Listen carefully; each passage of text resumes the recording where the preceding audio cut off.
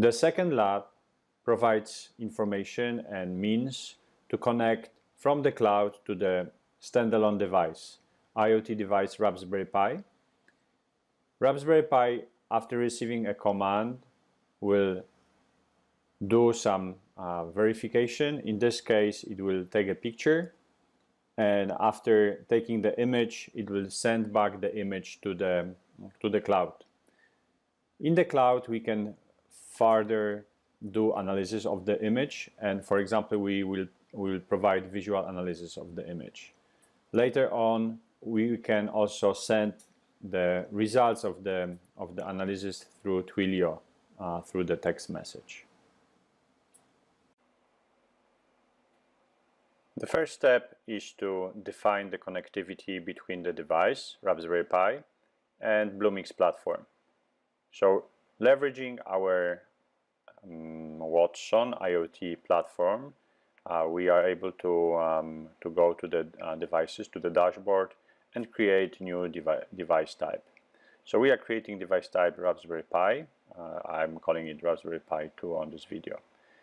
Selecting all the default values, and now with the created device type we are able to start a new device. So I'm selecting Raspberry Pi 2 and giving a device a new name. So WDC for this example 2016, and we have our Lab 2. We can provide the token over here, and or we can leave it generated automatically. But we need to make sure that we make a copy of these details. Now we are going to use the first flow on that are provided to us.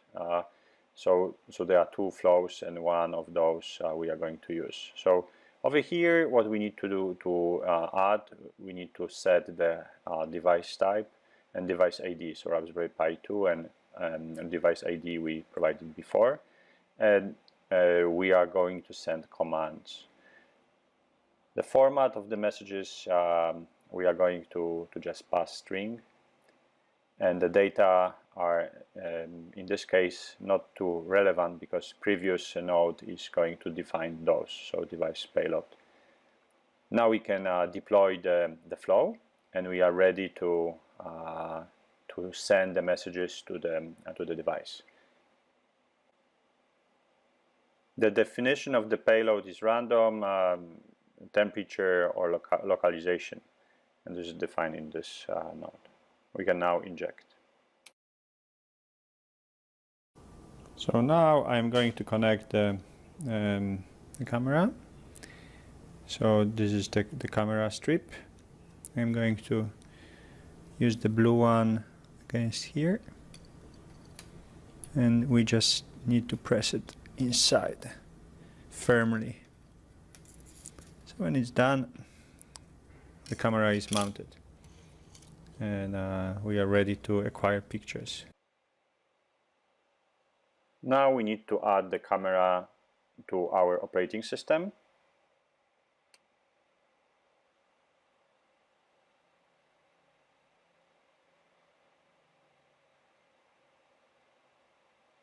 So we are entering command sudo raspi-config, and we are choosing setup for the camera. 6. Would you like the camera interface to be enabled? And we select yes. So as soon as we finish, the next step is to restart the interface, and we will reboot now. So we lost the connectivity to the device. Now the next step is to obtain the information and settings to the camera. We need to do it in our Node-RED setup.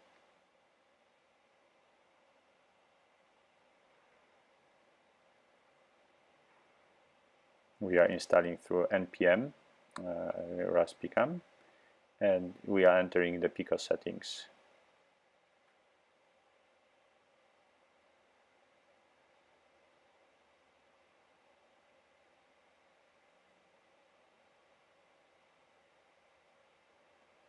And function global context, we need to enter the setup. So Rust become require Rust become. When we are done, we can add additional stuff. And in this case, we are going to use also Cloudant. So we are npm install node-red node Cloud Foundry Cloudant. So this is the way we are doing this.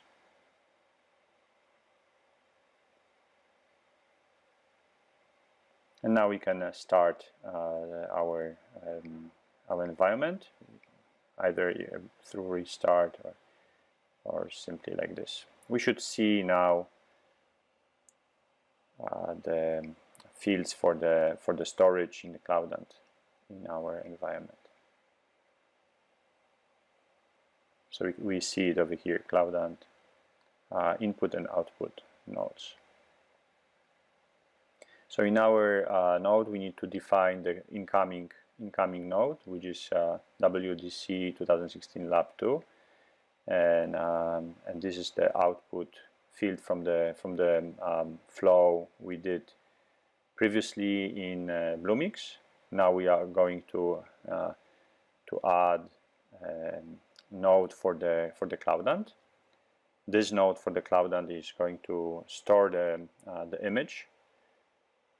MQTT can host about 2 kilobytes of the data, so we would need to disassemble picture into the smaller chunks and reassemble it on the other side. Therefore, it's easier just to use the Cloudant for that. So we are taking a picture. It's a command setting up the environment, and we are going to send the data to Cloudant.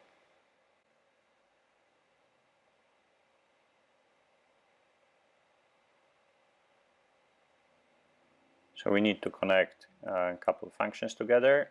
One of the functions is to use the encode 64, and for that we are going to change this function into the exec, which is the red node. Let me find it.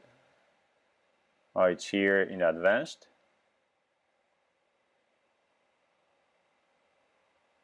So we are connecting flow. We are using command base64-w0, and we will append this to message payload.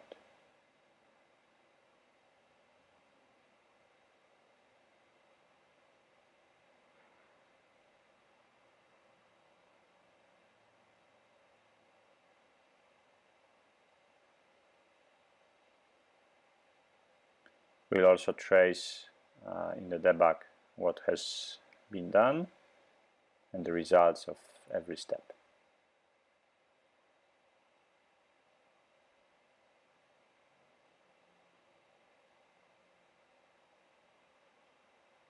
So this step is just to create proper JSON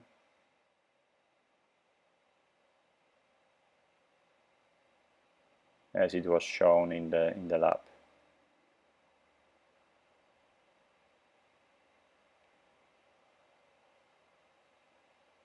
And we will deploy as soon as we fill out the data for the Cloudant.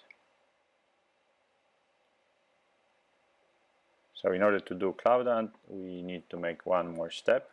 So we are getting back to our definition of the Cloudant in our lab. So in our services we have found the Cloudant, and we need to just add a new database next to Node-RED definition database. So we create a pictures database, and we are going to use permissions that are default over here. So default permissions from the Bluemix, and definition of this permission and connection is specified in the service itself. So if we come back to the dashboard of the service, we go to the connections, we can go and connections, and we can see all the connections. So the best way is to just copy over everything and use this data in our definition. So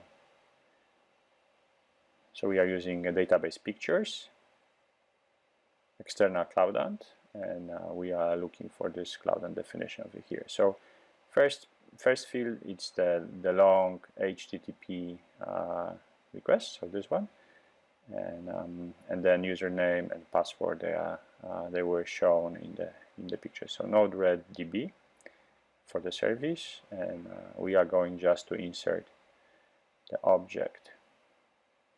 So now we can deploy, and if we inject from Bluemix, the connection goes through the node, and we should get the data. We didn't get the picture yet. The length is 0, and the reason is that the system didn't have the time to save the picture in the storage. So we need to provide over here a timeout, so we can delay. All right, let's just connect delay.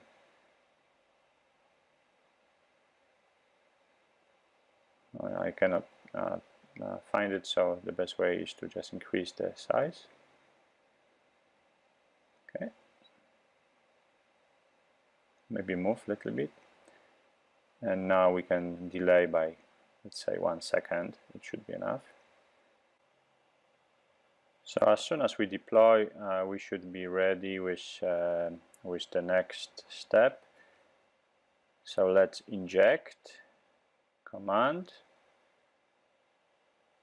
on the flow on the Raspberry Pi. We received the command, we acquired the picture.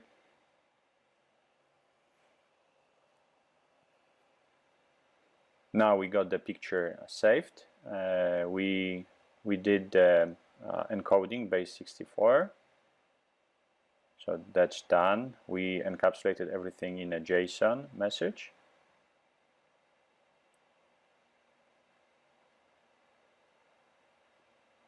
You can look inside the take a picture command. So this is the command that we are using from the lab.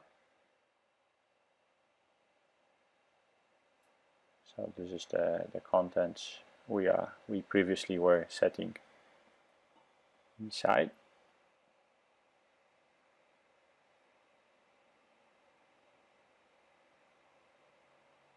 So the data now goes to the pictures DB,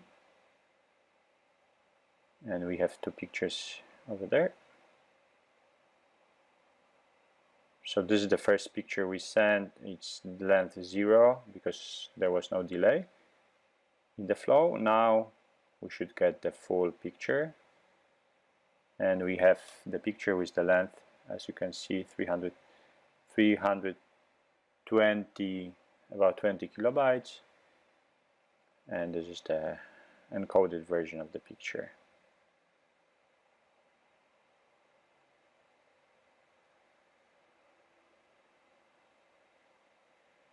So we see that it's in payload, and we don't want to have it as a payload. Let's delete this 2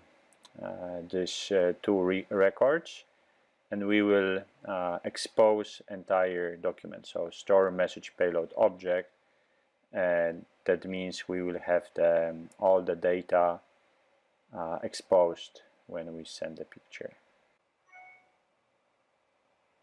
So now we can see that all the data are exposed in the next invocation injection of the command. So that works fine.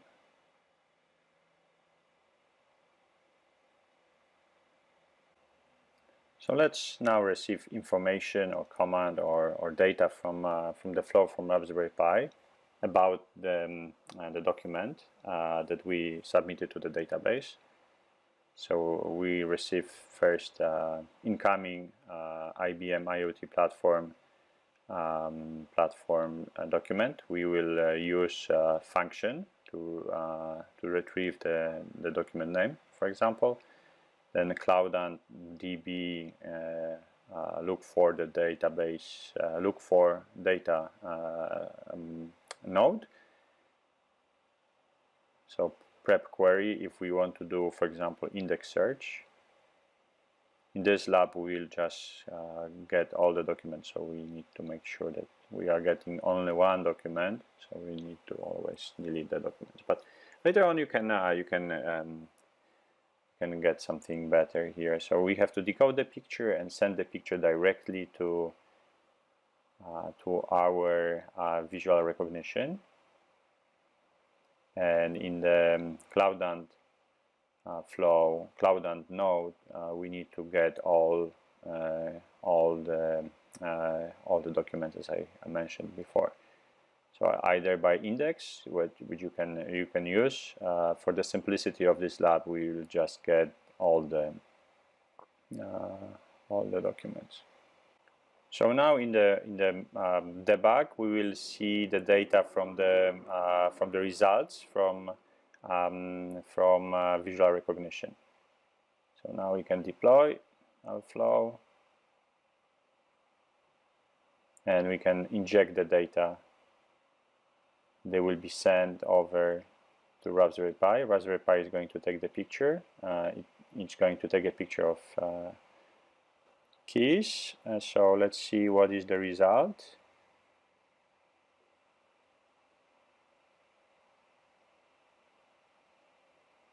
Okay, it says it's a product toy. Pretty close for a set of the keys. So now we can inject the data and try to acquire a picture of me. So I directed the camera on myself, and the flow is going through. We wait, delay 10 seconds. You can play with this delay factor, and now we see that there are people in the picture. So this is what we wanted to achieve, and so there are various ways now you can go forward with this type of the analysis. So visual recognition has some other features you can load.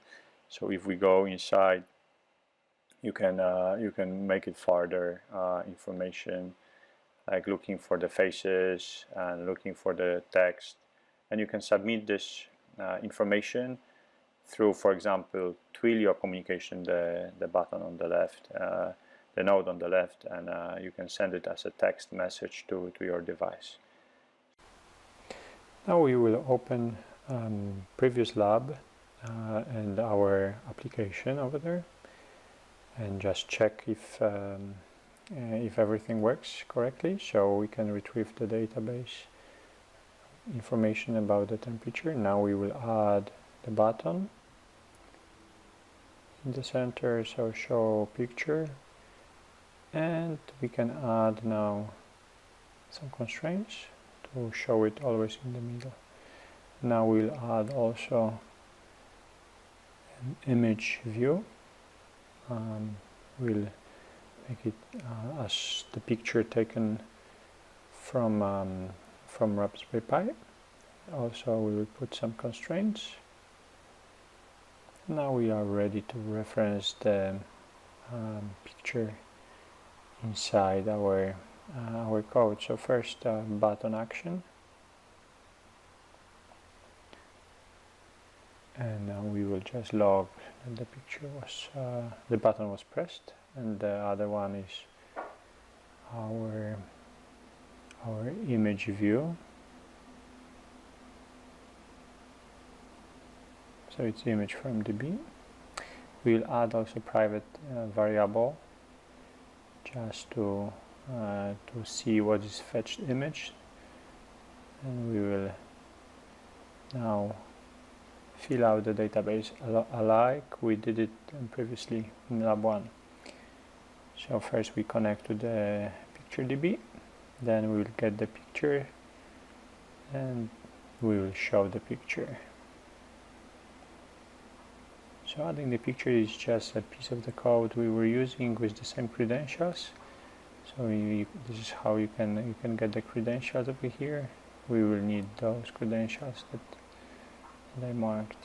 And if we go now to Cloud and dashboard, we can see our pictures database, and we are going to go for these pictures. So first of all, we are going to connect to the Cloud using these credentials as I shown before with the database pictures. The second step, we are going to get the picture from the database, and with the simple commands over here, we are just going through the JSON we received from the database.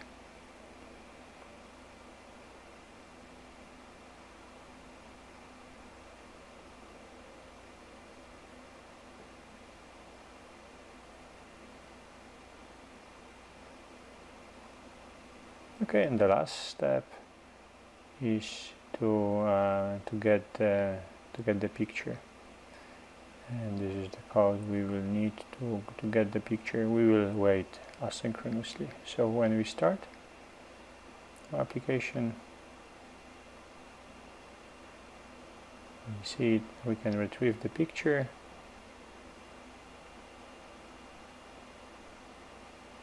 And we are going to see it after a couple of seconds. So I hope you enjoyed this lab, and let's see how you can manage now. A Roomba robot in the next lab. Thank you.